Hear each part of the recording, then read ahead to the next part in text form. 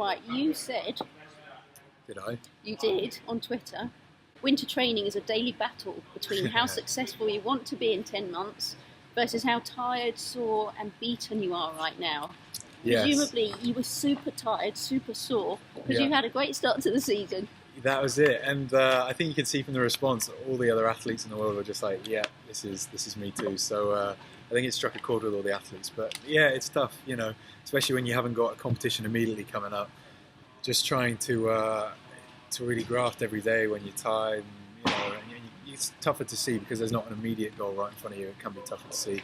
But we had a great time with training.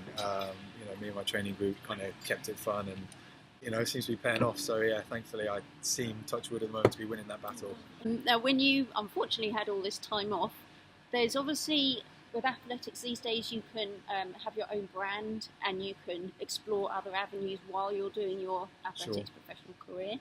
So you've obviously looked into a bit of modelling, and it says on I haven't done any modelling. Well, it says it on your Twitter. Not on my Twitter, surely not. Available for appearances, interviews, presenting and modelling. Oh, that can't be on my Twitter. I think it is. It won't be. It's definitely somewhere. Oh, your website. Maybe it's your website. Well, if it was on my website, I wouldn't have written that. it might be on the website. I haven't seen so much on there, but to be honest, my point is you're you can develop your own sort of brand outside of the athletics and things like that. Is that something you're looking at doing alongside your sort of athletics career? Really, to be honest, it's not something that I have a whole lot of interest in. To be honest, I love doing athletics for the sake of athletics, if that makes sense. I really enjoy training, I really enjoy competing.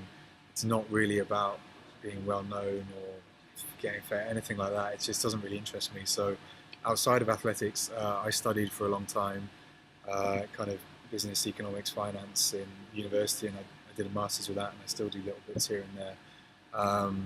But when it comes to like being a brand, it's not something that really interests me, to be honest. I really enjoyed my sport for the kind of the competitive nature of it, and competing in sports, it's not really about anything else. So I am on social media, and I kind of use it a bit more now, but I'm not really into it, and I tend to just kind of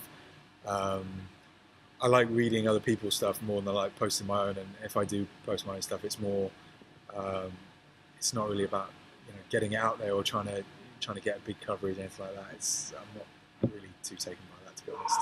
It's a great opportunity for people if that's the direction that, with social I think it's great if that's what you're interested in, and I've done a little bit of interviewing and stuff for British Athletics when I was injured, and I enjoyed that.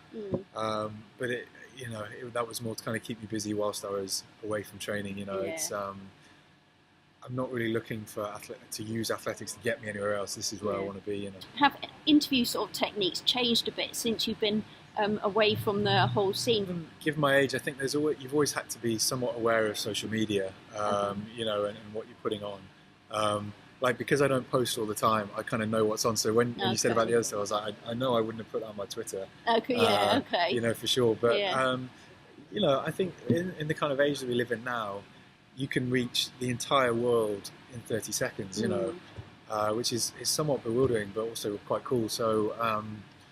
I guess the key thing is think before you put something out there.